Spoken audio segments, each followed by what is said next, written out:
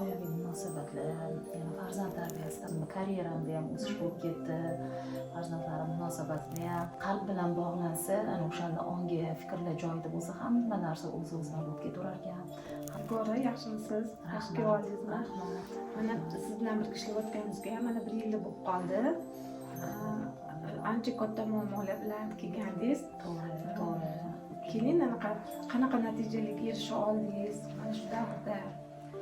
Mana shu 1 yil ichida oldisiga kelganimda juda ham tushkunlikka tushganimda o'zimni oilaviy muammolarim, yana bir nechta muammolarim, masalan, oiladan xursizligi, oilaviy munosabatlar, yana farzand tarbiyasida shunga o'xshagan muammolar bilan kelganimda mana sizni bir nechta kurslaringizda qatnashib, yaqindan ma'lumotga konsultatsiyalardan va juda ham ko'p natijalarga erishdim. Birdaniga desam ham bo'ladi. Siz o'zingizni kurslaringizda bir necha oy, siz oyga ham hattoki yetib bormadi, bir necha kun desam ham bo'ladi. Ulardan bittasi, misol uchun men o'zimni farzandlarim bilan juda ham yaqin munosabatda bo'lib, ularni o'zini fikrini bildirishga ham, o'zini tushunchalar aytishga ham bemalol o'rganishdi. Masalan, mana videoda bo'lib, kursida farzandlarim bilan birgalikda qatnashdim. Undan tashqari izobiyaga ochilish, undan tashqari yana bir nechta kurslaringizga qatnashdim. Juda ham yaxshi natijalarga erishdim va ulardan tashqari men o'zim to'g'risi bitta joyda ishlardim, yana boshqa ish boshlamoqchiman dedim.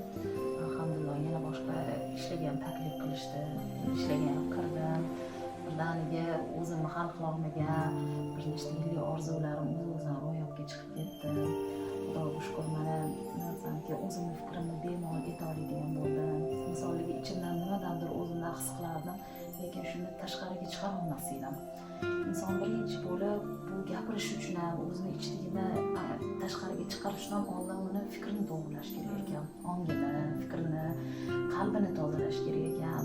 Qalb bilan bog'lansa, ana o'shanda ongi fikrlar joyida bo'lsa, hamma narsa o'z-o'zidan bo'lib ketaverar ekan. Hamma narsa o'z-o'zidan oson yo'l bo'lib, har bitta lahzani o'zida, har bitta daqiqalarni o'zida muvaffaqiyatga erishib ketaverar ekansiz. Va buning uchun sizga rahmat deyman. Ilohim doimo sog' salomat bo'ling, ilohim farzandingizni rohatlarini ko'ring, Alloh rozi bo'lsin sizdan. Nigora, siz bilan ishlash jarayonida yodingizda bo'lsa, men ko'p marotaba kechirish kerak. Odamlarga bo'lgan xafagarchiliklarimizni qachonki unuta olsak, bizning ishlarimiz hamma tomonlama rivojlanadi bitardim. Sizda ayniqsa bu yo'nalishda katta natijalar bo'ldi nazarimda. Juda ham to'g'ri aytdingiz. Bu kechirim eng katta rol o'ynaydigan.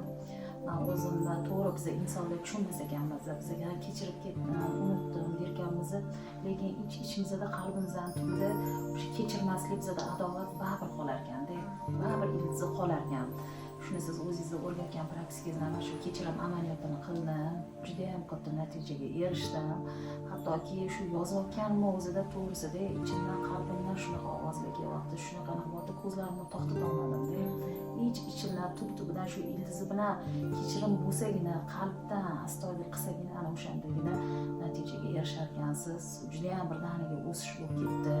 Buning uchun sizga juda ham minnatdorman.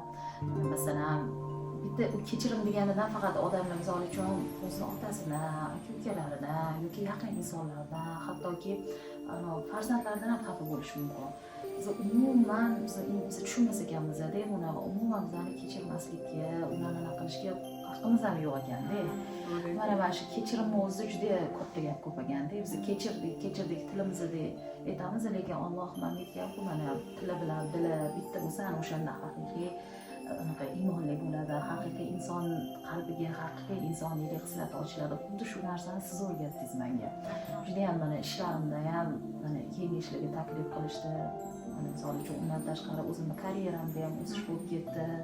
Farzandlarim munosabatida ham qaysi jabhani olmay hamma tomondan o'sish bo'ldi deymanda. Hamma tomondan o'sish bo'ldi. Rahmat kattakon Sirayba. Bundan rivojlaning, bundan yuqori bosqichlarga chiqib keting. Rahmat kattakon.